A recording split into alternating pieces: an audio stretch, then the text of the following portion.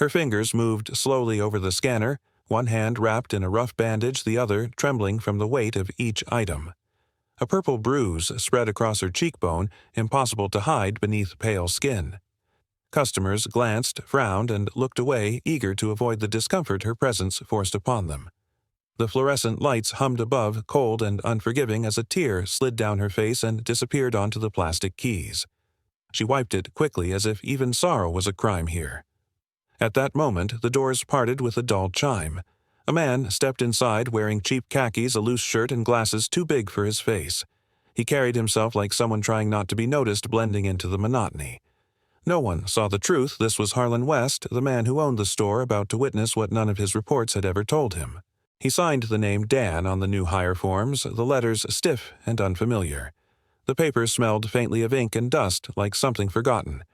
A badge was clipped to his shirt plastic, reflecting the cold light above. He stood in line with the others, pretending to be ordinary. The manager waved him toward the front registers.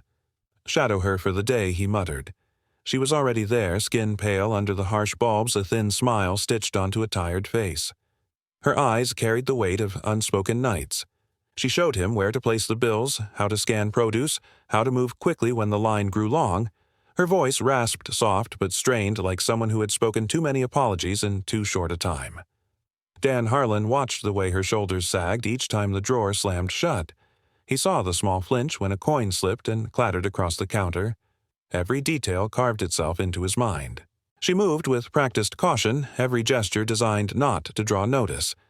Yet in her stillness he sensed something louder than words, something pressing against silence. The rhythm of beeps and clicks seemed almost cruel beside her weariness. Each instruction she gave was simple, but each glance she cast toward the floor spoke louder. He followed, pretending to learn, but in truth he was searching for the reason behind the bruises, for the story she carried in her quiet frame. During a lull between customers, she leaned on the counter, her hands folded tightly together as if to keep them from shaking. Without looking up, she said, "I've been here 3 years." Her voice was flat, almost rehearsed. "The work's the same every day. Scan bag smile. It's stable." The word stable seemed brittle, like glass ready to break. She adjusted her sleeve, hiding the edge of a mark along her wrist. Her smile was faint, unconvincing. "Sometimes I ask for time off. My kids get sick, you know. Or there's school stuff. The manager doesn't like it. Says I need to be more committed." She laughed, once a hollow sound, quickly swallowed by the hum of the lights. "But it's fine. The pay's not much. Still, it's better than nothing." She smoothed the front of her apron as though polishing away the truth. Harlan nodded slowly, every word anchoring deeper inside him. He wrote nothing down, but the confession etched itself into memory. She looked past him, eyes fixed on nothing, as if watching a wall she could never climb. The way she spoke of work, repetition, caution, survival was less about a job and more about staying afloat. To anyone else, her words might sound like resignation, but to him they felt like a warning. Beneath the surface of routine there was fatigue that no paycheck could cover. He understood then the uniform was not just fabric. It was armor, thin and fraying, holding together a life under siege. When the shift ended, he followed at a distance, careful to remain unnoticed. The street outside was damp, lit by flickering lamps. She walked quickly, shoulders hunched, clutching a worn bag to her chest. Her apartment was a narrow block of brick walls stained with years of weather. Inside, the light was dim, a bulb casting a sickly yellow glow.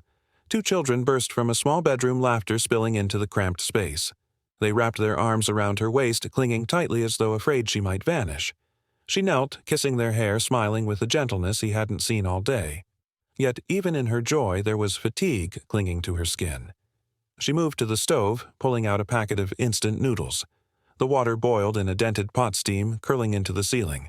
With her free hand she dabbed a cloth against a bruise peeking above her collarbone, hoping the children wouldn't notice. The little ones chattered about school, about drawings and playground games.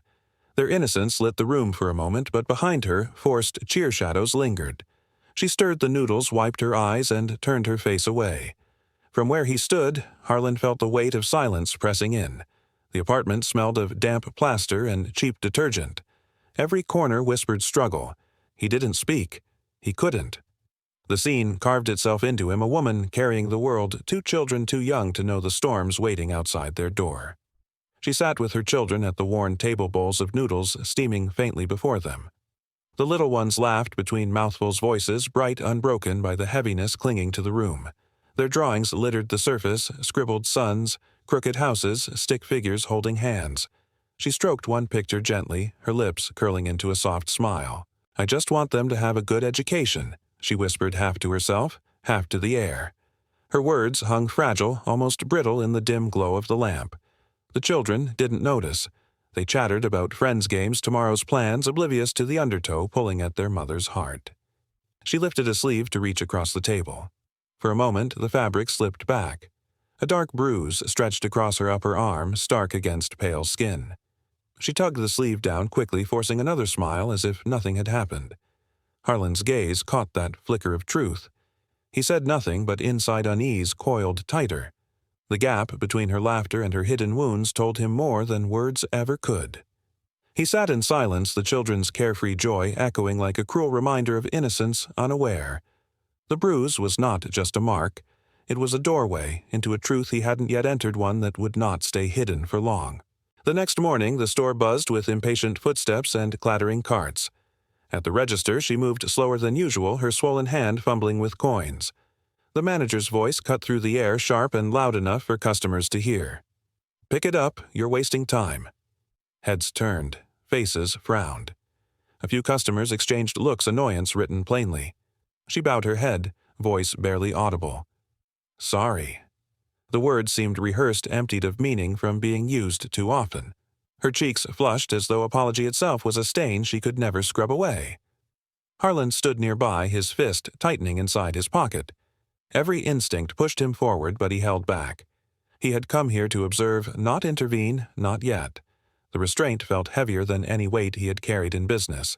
She forced her body into motion, scanning faster, her shoulders stiff with shame. The line moved again, the incident already forgotten by everyone else, but not by him. The echo of the manager's words lingered in the air long after the noise of checkout resumed. In that moment, the unfairness of it all sharpened. It wasn't just about slow work or customer service. It was the quiet punishment of someone too fragile to fight back, too cornered to defend herself. Harlan's silence burned. For the first time, he realized observation alone might not be enough. Later that afternoon, during her break, she sat in the corner of the staff room, a flimsy sandwich untouched on the table. Her phone buzzed against the plastic surface screen, glowing with a message. She unlocked it quickly, eyes darting around. The words were short, vicious. "If you're late again tonight, I'll make you remember."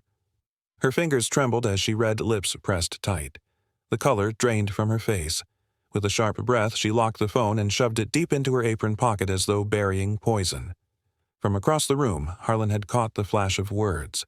Not enough to read everything, but enough to understand. The tension in her shoulders, the fear in her eyes, the way she pressed her palms together as if bracing for impact, it told him more than the message itself. His chest tightened, the air suddenly heavy. He wanted to speak, to ask, to offer something. But the moment slipped away. She rose, brushed crumbs from the table, and left the room before he could open his mouth. Alone, he sat with the silence she left behind.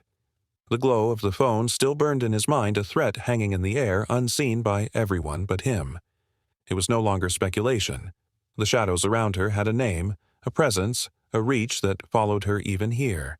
And Harlan knew whatever haunted her was closing in. The afternoon sun stretched long shadows across the schoolyard. She arrived with hurried steps, her tired frame wrapped in the same pale uniform. Her daughter ran to her small arms, clutching tightly as if anchoring herself. Behind them, the teacher approached, voice low but concerned. "She falls asleep in class often." "Perhaps there are problems at home," he said, his tone careful, yet edged with worry. The mother smiled faintly, lips curving through her eyes betrayed the strain. "It's probably because I work too much," she murmured. The explanation sounded rehearsed, fragile, like a curtain stretched too thin to hide the cracks behind it. Her eyes glistened, betraying a tear. She quickly blinked away. She kissed the top of her daughter's head, holding on longer than usual.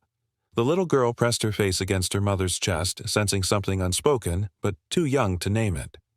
From a distance, Harlan observed his heart weighted by the subtle collapse he was beginning to witness. The way her daughter clung to her spoke of a bond born from necessity, not just love. It was the embrace of a child who feared the world might take her mother away. The image rooted itself in Harlan's mind unshakable. It was not only her body carrying bruises. The shadows had begun to reach her children, too. That evening, the small apartment filled with the scent of reheated broth and boiled rice. She moved between stove and table with quiet determination, sleeves rolled up. As she leaned forward, the collar of her blouse shifted, revealing the unmistakable bloom of a bruise across her neck. Her son, no older than 6, froze in place spoon, dangling midair. "Mom, what happened?"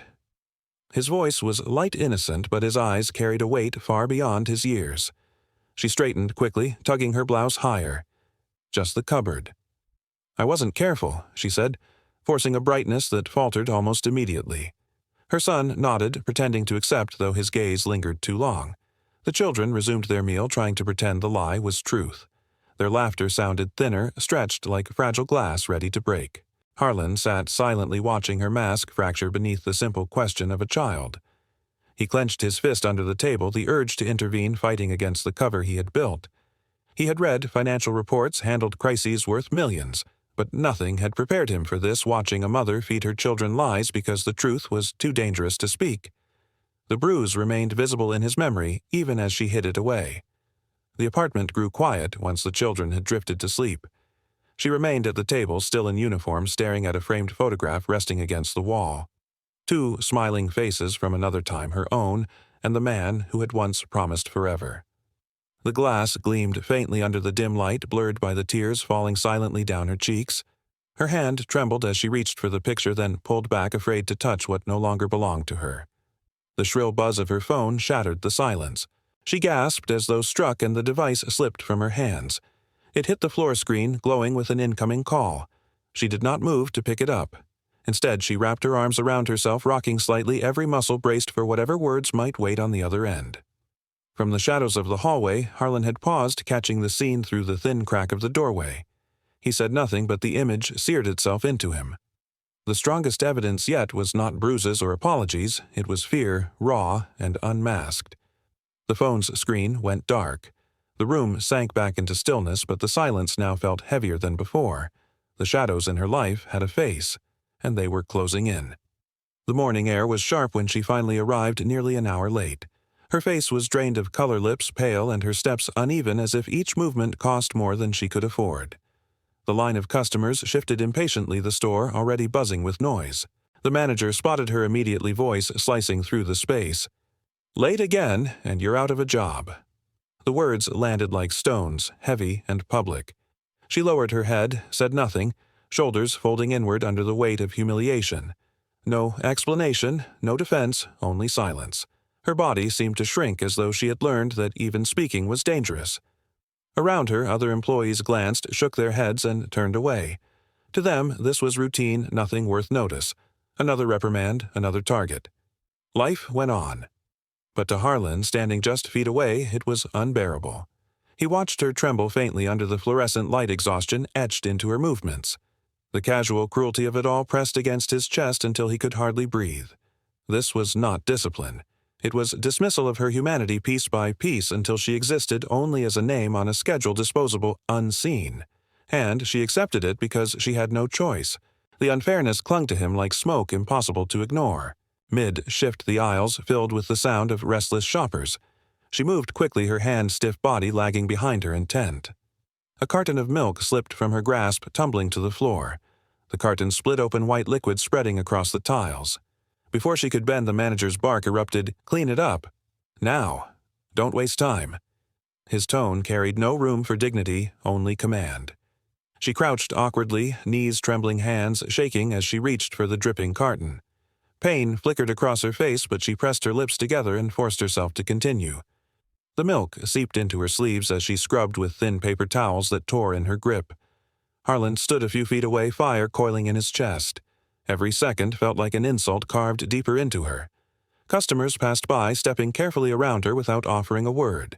No one bent to help. No one met her eyes. She gathered the mess alone, face flushed with shame, her body shuddering from strain. When she finally rose, the stains still visible on the tiles, she offered no complaint. Harlan's heart pounded with rage. It wasn't just spilled milk.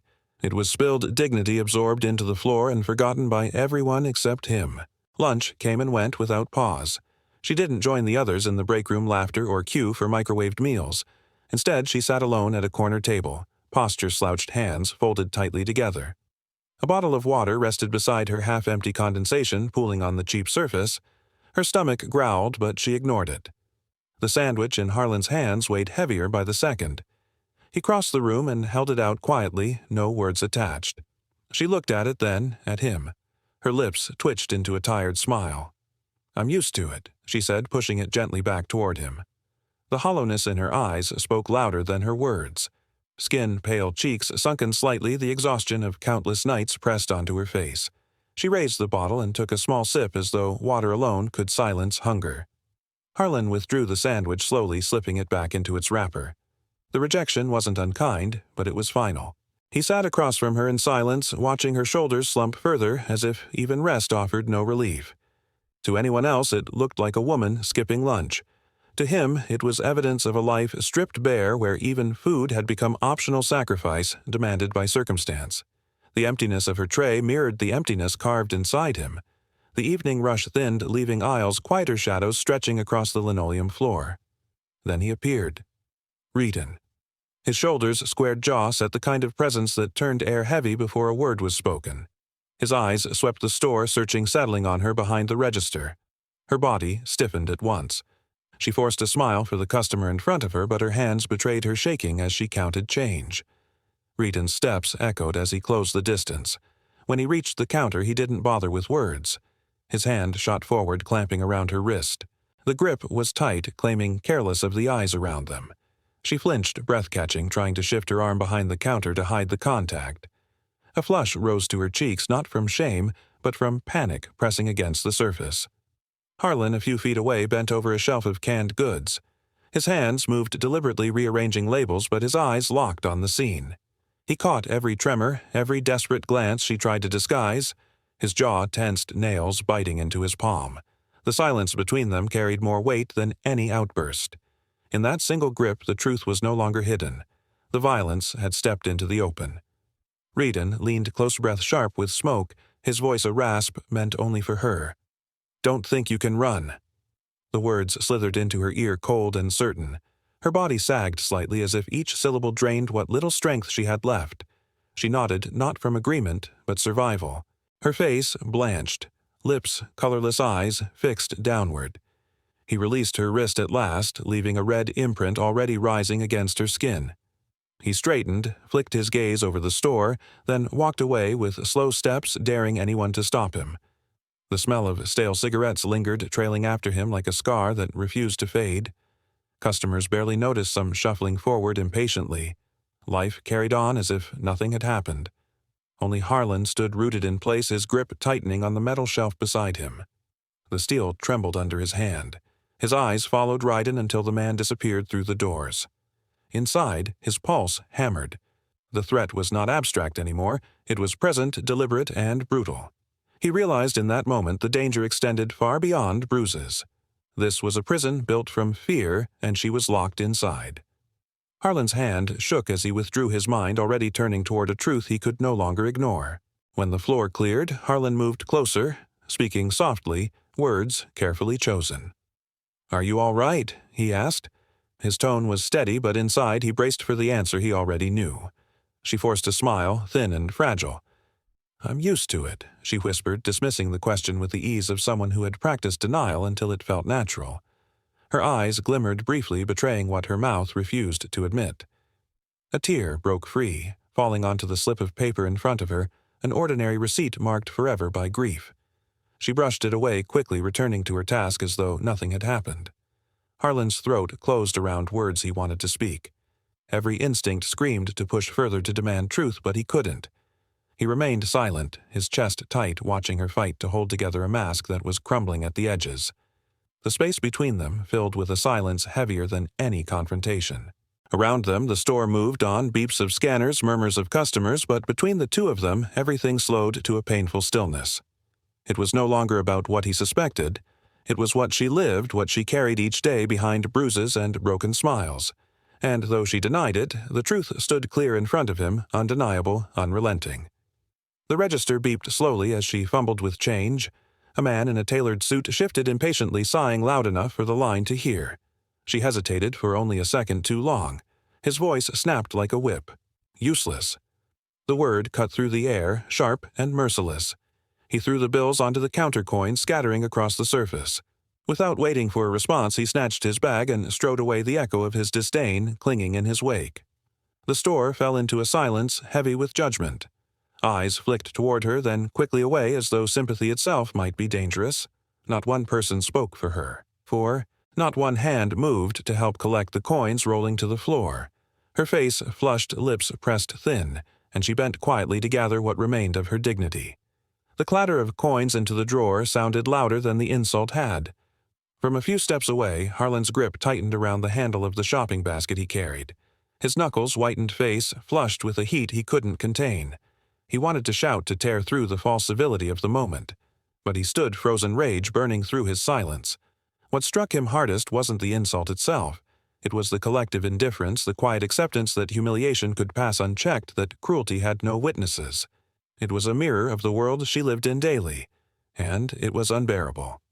By closing time, the night air had turned bitter. She stood outside the sliding doors, thin sweater pulled tight, breath fogging in uneven bursts. Her body shivered against the wind exhaustion weighing her down. Harlan walked past his eyes, catching on her small frame hunched beneath the streetlight. Before he could speak, the roar of an engine shattered the quiet. A black car swung into the lot, tires hissing on wet asphalt, stopping inches from where she stood. The tinted window slid down with deliberate slowness. Inside, Ryden's face emerged half-lit by the harsh glow. His stare locked onto her sharp unyielding, and she froze instantly. Her hands clutched the strap of her bag until her knuckles blanched. Fear widened her eyes, and her breath caught in her throat. Without a word, she turned her face away, stepping back as if distance could undo the threat sitting inches before her. The silence between them was more dangerous than any shout. The car idled, engine rumbling like a predator's growl. He didn't need to speak. His presence alone screamed control. Harlan's pulse quickened, standing only yards away, powerless under the disguise he still carried. He could see the tremor running through her frame. She wasn't just being watched, she was being claimed in plain sight. And though the car eventually shifted into gear, the chill it left behind clung harder than the night air itself. The car door swung open before she could retreat. Ryden stepped out, boots striking the pavement with deliberate force. In a single motion, his hand shot forward, seizing her arm. The grip was fierce, dragging her toward him. She struggled, twisting her body, voice breaking into desperate fragments. "Please, don't." The words barely escaped, choked by fear, swallowed by the dark. Her pleas were quiet, but the pain in them pierced sharper than any scream. Passers-by glanced, frowned briefly, then looked away. Their eyes carried disinterest, their feet carried them faster, eager to escape a responsibility. To them, it was nothing unusual. Another quarrel, another problem, not theirs. Ryden yanked harder, pulling her toward the car. Her body staggered, her bag tumbling to the ground, spilling papers and coins across the lot. She tried to resist, but her strength broke against his violence. Within seconds, she was shoved inside the door, slamming behind her. The car peeled away, taillights vanishing into the distance, leaving only silence and the scattered remnants of her belongings. Harlan remained rooted where he stood, chest-tight fury coursing through him like fire. His hands trembled at his sides, torn between blowing his cover and honoring the silence of his disguise. What he had witnessed was no longer suggestion or rumor. It was undeniable. The bruises had a source, the fear had a name, and the violence was no longer hidden. For the first time he felt powerless, and that powerlessness broke him. That night, sleep never found him. He lay in the dark, the hum of the refrigerator and the faint tick of the clock amplifying the storm in his head. Every report he had read about employee morale, every line of profit margins, all of it seemed meaningless against the memory that looped endlessly, her body dragged across the parking lot, her face pressed into fear. The rule echoed within him. Maintain the disguise. Do not reveal who you are. It was the first lesson of the experiment the shield meant to protect objectivity. But now the words sounded hollow, almost cruel. He turned the plastic badge in his hand, the name Dan printed in fading ink. His thumb pressed against it until the edges cut into his skin. The disguise was no longer protection. It was a chain. His chest rose and fell with uneven breaths. The memory of her voice, soft and pleading. "Please." don't seared through him again.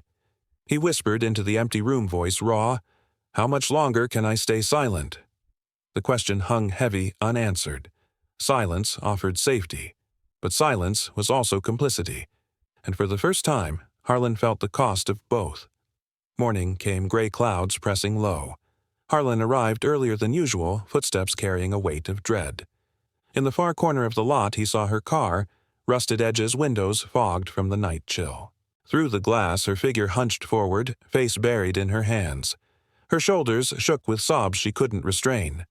The sight stopped him cold. He stood for a long moment before tapping gently on the glass. She startled, wiping quickly at her cheeks. The sleeve of her sweater slid back as she raised her head, revealing a fresh bruise spreading like ink across her neck. For a second, her mask slipped, pain etched raw into her expression. Then almost instantly, she forced it back into place. "Morning," she whispered, her lips curving upward, though the smile never touched her eyes. Harlan's chest constricted. The contrast between her forced cheer and the evidence carved into her skin struck him harder than any insult he had endured in business. He wanted to tear away the pretense to tell her she didn't need to pretend. But he stayed quiet, caught between duty and impulse. The bruise remained an accusation neither of them dared to voice. Inside the store, the rhythm resumed, scanners, beeping footsteps echoing. Yet something about the air felt heavier, more fragile. She moved through the motions, hand wrapped in bandages, eyes swollen as though the night had stolen sleep from her entirely. Every time she smiled at a customer, it felt wrong, a wound reopening. Her lips lifted mechanically, but the corners trembled, betraying the strain. Each polite nod looked less like service and more like surrender. Harlan watched from his post nearby.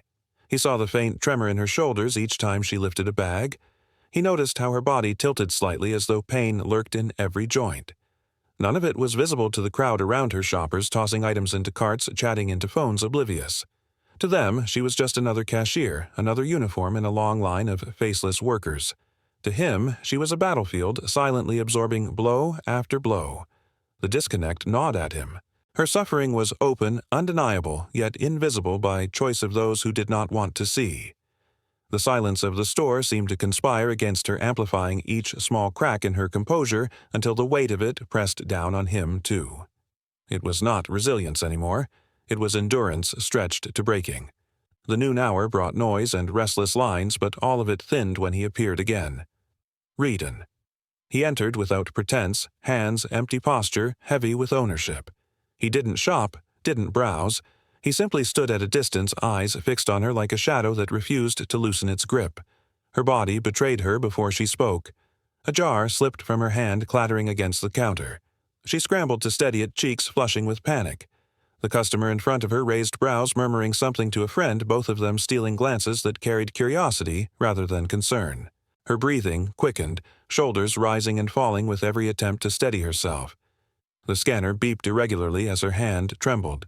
She forced a strained laugh, whispering an apology no one acknowledged. Across the aisle, Harlan's jaw tightened until his teeth ached. His nails bit into his palms, every muscle locked in restraint. The urge to intervene clawed at him, but he held still, his disguise demanding silence. The air thickened. Every second of Reedon's silent stare pressed against her like a vice. To everyone else it looked like nothing more than a man loitering. But to Harlan it was control laid bare, a performance of domination carried out in public. The absence of words made it worse. He didn't need to speak to own her. Minutes later, Reedon closed the distance. He dropped a handful of items onto the conveyor, duct tape, plastic ties, a utility knife. Ordinary objects, yet together they radiated menace. Each thud on the counter was deliberate, a drumbeat of threat. Her hands faltered as she reached for them, knuckles whitening around the scanner. The blood drained from her face, leaving her pale as parchment. She struggled to input the prices, the register beeping unevenly, betraying her panic. Sweat gathered at her temples, though the air was cool. Reedon's eyes never left her. He didn't look at the items, didn't look at the screen. His gaze pinned her unbroken, as though daring her to acknowledge what he implied. A hush fell over the small queue behind him. Customers shifted, sensing unease, but saying nothing, too eager to hurry past discomfort. She avoided his stare, fingers trembling so violently that she nearly dropped the knife. Harlan stood only steps away, pretending to inspect a display of snacks. His body burned with fury, every nerve alive with the need to act. His chest tightened, heat rising in waves, yet he forced his face blank. The moment felt longer than it was drawn tight by the weight of suggestion. The message was clear: these weren't just purchases, they were promises. As he gathered the bag, Ryden leaned closer, his voice a whisper carried only to her. "Tonight," he said, breath heavy with smoke, "I'll teach you a lesson." Her body stiffened, every muscle seizing, as though the words themselves had bound her. The color drained from her cheeks. She didn't move, didn't breathe, caught in the snare of threat. Tears welled, spilling silently, carving paths down her face she didn't bother to hide. He straightened casually, swinging the bag over his shoulder as if he had said nothing unusual. His steps were unhurried, each one a statement that he owned not just her time, but her future. Harlan, close enough to hear every syllable, felt his throat dry, his heart hammering so hard it echoed in his ears. The menace wasn't vague anymore. It was precise, timed, scheduled. A countdown had been spoken, and it rang like a death knell. She remained frozen at the register, staring at the screen, though the numbers blurred before her eyes. Customers shifted impatiently, oblivious to the sentence just passed. Harlan's hands shook, gripping the edge of the shelf until his knuckles ached. For all his wealth, his power, his authority, he stood powerless behind the mask of Dan. And yet inside him, something snapped. The line between observer and protector had thinned to nothing. She fled the register as soon as the line thinned, pushing through the back door into the break room. The chair scraped harshly as she collapsed into it, head bent, low arms trembling against the table. Her whole frame shook, violent and uncontrollable, as if her body itself could no longer contain the terror. Harlan followed slowly, his footsteps measured, until he sat across from her. For a long moment, he said nothing. Then, quietly, almost as if confessing, he spoke. "You don't have to bear this alone." She lifted her head. Her eyes, rimmed red, shimmered with the kind of exhaustion that words can't name. Her lips trembled as she answered, voice breaking apart.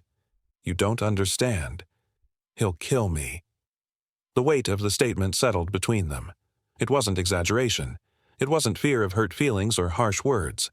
It was survival stripped bare. She dropped her gaze again, shoulders heaving, hands knotted into fists against the table. The silence that followed made his chest ache, each second pulling him deeper into her reality. For Harlan, the truth was no longer hidden in bruises or whispers. It had been spoken raw and undeniable, and it crushed him. His lips parted, the words resting at the edge of confession. "I'm not Dan. I'm Harlan West." The truth pressed against his teeth, desperate to be released. For a moment he almost let it slip, but he swallowed it back, the disguise tightening around him like a chain. Instead, he managed only, "Trust me." The words, meant as comfort, landed hollow. She lifted her eyes, a bitter curve tugging at her mouth. A laugh escaped, dry, cutting. "Trust," she echoed. "I trusted him once." The room chilled with the weight of her reply. Her tone wasn't sharp, it was broken, fractured by memory. The sound of disbelief echoed louder than any cry for help could have. Harlan's chest clenched, the urge to argue, warring with the need to protect his cover. His hand twitched against the table, aching to bridge the distance between them. But he stayed still, locked in the suffocating silence her words had left. Between them lay not only fear, but a shattered faith in anyone who asked her to believe. And in that silence, Harlan understood she wasn't rejecting him.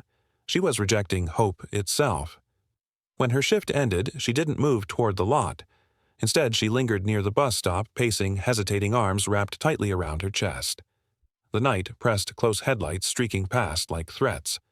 Harlan kept near, footsteps echoing alongside hers. He didn't speak. He simply stood beside her as if presence alone could offer shelter. Then a truck roared down the street, its horn splitting the night. She startled violently, pressing herself into the corner of the shelter, hands raised instinctively to shield herself. Her breathing came sharp, ragged, as though she expected the vehicle itself to strike. The truck vanished into the dark, but her trembling didn't stop. Her eyes scanned the shadows, darting from car to car, searching for danger that might not even be there. And Harlan saw it clearer than any bruise or confession.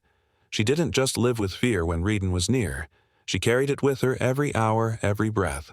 The world had become her cage, the pavement beneath her feet, just another floor in a prison without walls.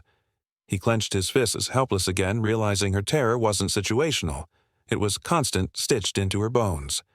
That night, the ceiling above him might as well have been a blank page. Harlan lay awake, every image replaying in merciless detail, her trembling shoulders, the bruise across her throat, the whispered words, "He'll kill me." His phone rested on the nightstand, glowing faintly. He picked it up, thumb hovering over the numbers. He could call. He could end this silence, break the rules, summon the police. His hand shook, caught between action and obedience, but the warning echoed in his mind. Protect the disguise. Don't reveal who you are. The mission, the cameras, the board, everything depended on his secrecy. If he broke it, the plan collapsed. He would lose control. Still another thought surged louder. What was a plan worth compared to a life? He squeezed the phone until it dug into his palm veins, standing against his skin.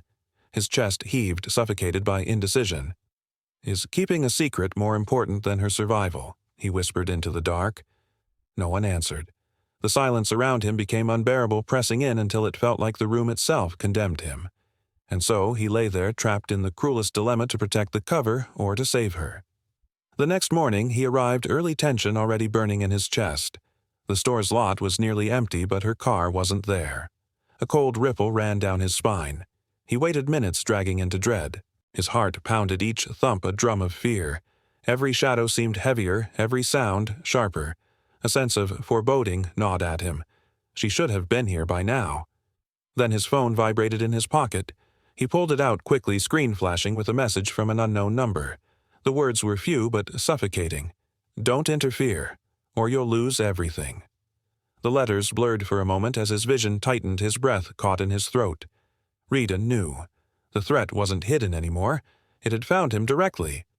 He glanced around instinctively, eyes searching the parking lot. Every figure now seemed suspicious. Every parked car, every face in the distance carried danger. The disguise that once shielded him now felt like a target painted across his chest. The phone dimmed in his hand, but the message burned brighter in his mind. He wasn't just an observer anymore. He had been pulled into the game, and Ryden had made the rules clear: silence or ruin. When she finally appeared, it was already past the start of her shift. The sight of her stopped him cold. Her face was swollen, one eye nearly shut, lips split and bleeding. The bruises painted her skin in purples and blues that no sleeve could hide. Voices rippled through the staff, hushed but sharp. Late again. What happened to her? But no one stepped forward. The manager's voice cut the murmur short. Get to work. The tone carried no pity, only impatience. She obeyed without protest, slipping behind the register. Her body wavered with every step, legs unsteady. Still, she lifted her hands, placing items on the scanner, forcing herself to smile at customers who recoiled at the sight of her. Harlan stood only feet away, the weight of rage pressing his chest until it burned. His fists trembled at his sides, nails biting deep into his palms. Then it happened. As she reached for the next item, blood from her lip dripped onto the keyboard. A red mark staining the plastic, too bright, too final. She wiped it, quickly tried to continue, but her shoulders sagged. Every movement screamed exhaustion, every breath hinted at collapse. The room spun with indifference, but for Harlan it was the breaking point. He could no longer pretend this was part of the experiment. The truth was raw, unfiltered, and bleeding in front of him. The moment her knees began to buckle, Harlan reached for her, guiding her through the staff door into the break room. She collapsed into the chair, face buried in her palms, sobs tearing through her chest. I can't live like this anymore. She choked the words, ragged, stripped of all restraint. Harlan lowered himself across from her, his hands trembling as they found her shoulders. He squeezed gently, as though his grip could anchor her to something steadier. Enough, he whispered, his voice unsteady, caught between anger and sorrow. For a long moment he stared at her broken frame, and then his hand moved. He removed the glasses, setting them heavily on the table. His fingers tugged at the cheap collar of his uniform, pulling it loose. Piece by piece, the disguise that had shielded him slipped away. Every motion felt unbearable, weighted by the decision he could no longer escape. The glasses weren't just plastic. They were the wall between truth and her reality. The uniform wasn't just fabric. It was the lie that let him watch while she suffered. Now both lay discarded. His breath came shallow, his pulse echoing in his ears. She lifted her head slightly, confusion flickering through her tear-streaked eyes, unaware that she stood on the edge of revelation. The silence that followed carried more tension than words could hold. He met her gaze, eyes unflinching for the first time. His voice was steady now, though the weight behind it pressed every syllable. I'm not Dan, he said, the name falling lifeless to the floor. Her brows, furrowed lips parting in disbelief. I am Harlan West, the CEO of this chain. The words hung heavy in the air, filling the small room with a truth too large to contain. She froze, her breath caught in her throat. For a moment, she didn't move at all. Her eyes widened, reflecting the fluorescent light like shards of glass. Her chest rose unevenly, caught between sobs and shock. You're him," she whispered, her voice breaking on the edge of disbelief. The world she thought she knew tilted violently, collapsing under the weight of contradiction. The room answered only with silence. Even the hum of the light seemed to fade, leaving nothing but the gravity of what had been spoken. Harlan didn't look away. He let the truth stand between them, raw and unprotected, knowing it would change everything, her trust, her fear, her very sense of safety. She blinked rapidly as though trying to wake from a dream. But the man before her was no dream. He was power wrapped in disguise, stripped bare at last. Her voice returned at last, jagged and wet with tears. Why? Why would you pretend? The question wasn't accusation alone. It was betrayal, disbelief, grief tangled in a single breath. Harlan leaned forward, hands pressed flat against the table. "Because I needed to know," he said softly. "I wanted to see the truth behind the register, behind the reports, behind the silence." Her head shook violently, hair damp with tears. She pressed her fists against her eyes as if to block him out. "So you know now," she gasped, her voice cracking. "You've seen it all." Tears streamed unchecked down her cheeks, falling faster than she could hide. Each word was soaked with the weight of years, years of enduring, of hoping, of being unseen. Harlan's own vision blurred the sharpness of her pain, cutting into him. He nodded, slowly, lips trembling. "Yes," he whispered, though the admission carried no relief. For a heartbeat, their roles collapsed. No longer boss and employee, no longer liar and believer, just two souls facing the unbearable truth together. The air thickened, pressing them both into the rawness of the moment. The break room door slammed open with a violent crack. Ryden stormed inside, his face red veins straining against his neck. Rage boiled off him, filling the small space with suffocating heat. His eyes locked on her, and his voice erupted a roar that rattled the walls. "You dare betray me!" The words weren't questions, they were verdicts, sharp and final. She gasped, stumbling backward, her hands raised as though the air itself could shield her. A scream tore free, raw and desperate. Her chair clattered to the floor as she pressed herself against the wall, eyes wide with terror. But before Ryden could close the distance, Harlan stepped forward. His body became a barrier. His shoulders squared his stance, unyielding. For the first time, there was no disguise, no hesitation. His gaze cut straight through Ryden, hard and unflinching steel forged in silence now turned outward. The room quivered with tension, every second stretching taut. Ryden's rage met Harlan's resolve head-on, two storms colliding in the narrow space. No words could soften the moment. The confrontation had arrived, and it would not be delayed. Ryden lunged his arm, swinging wide, a strike meant to break and dominate. The air split with his movement, fury incarnate. But before his blow could land, heavy footsteps thundered down the hall. Security burst through the doorway, bodies colliding in a rush of force. Their hands gripped his arms, pinning him before he could lash out again. Ryden cursed, spit flying, his voice a stream of rage that cracked against the walls. Then another wave entered, uniforms marked by authority badges gleaming under harsh light. The police moved quickly, practiced their weight, bearing him down. Ryden struggled legs, kicking shoulders, jerking, but it was useless. The handcuffs clicked cold steel, snapping his fury into confinement. Still, he shouted, his voice breaking into guttural threats. But the sound grew smaller, swallowed by the pressure of bodies holding him. His face, twisted veins, bulging, but his power drained with each passing second. Across the room, she crumpled, covering her face with trembling hands. Her sobs cracked through the chaos, the release of years compressed into a single moment. The storm that had chased her every step was finally cornered. And in that instant, Harlan felt the air shift. The reign of fear was ending. The officers dragged Ryden out, his shouts fading into the corridor until only silence remained. The stillness that followed was profound, like the first breath after drowning. Harlan turned immediately, his steps steady, though his body still trembled with adrenaline. He knelt beside her where she sat, crumpled, her face streaked with tears.